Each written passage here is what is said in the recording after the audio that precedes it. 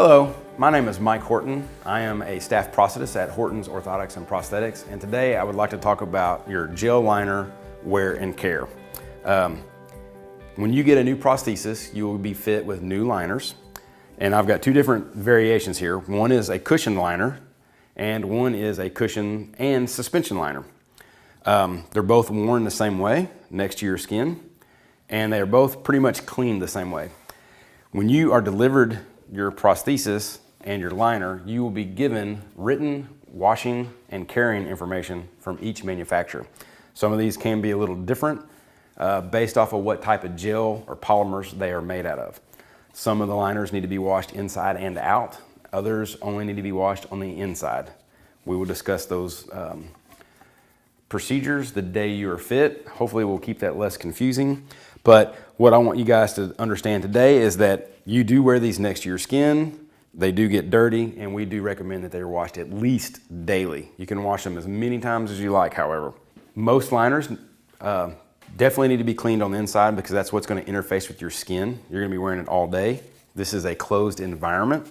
So in other words, if it's summer, you're outside working, you're sweating, all that's captured in here and is not allowed to escape until you take this thing off.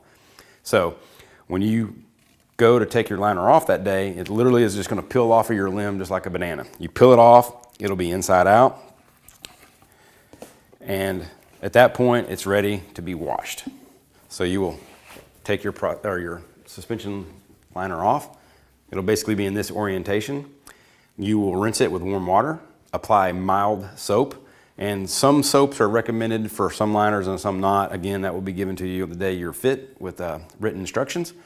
You will wash the liner, and then you'll rinse it. And I think where most people make the mistake is rinsing it. You can't over rinse these liners. Some of these gels can absorb soaps, so you don't want to develop an allergy to that soap. So you can't rinse this too much. Once you've thoroughly washed and thoroughly rinsed this liner, you then turn it back right side out. Most manufacturers recommend that because if you leave this gel bent like that inside out, it tends to stretch the gel, it stretches it, and over time it could crack. So we recommend that you leave it at this orientation. Some liners can just be laid flat like this one and it stays open and it'll dry.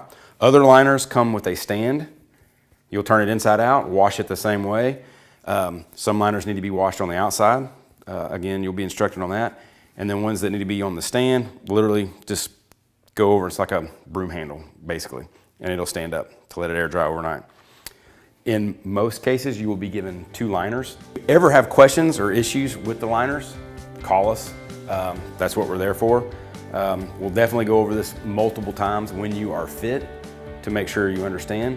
But if for some reason things are confusing, you forgot what soap I was supposed to use, just call us at Horton's and we can instruct you on how to resolve those issues.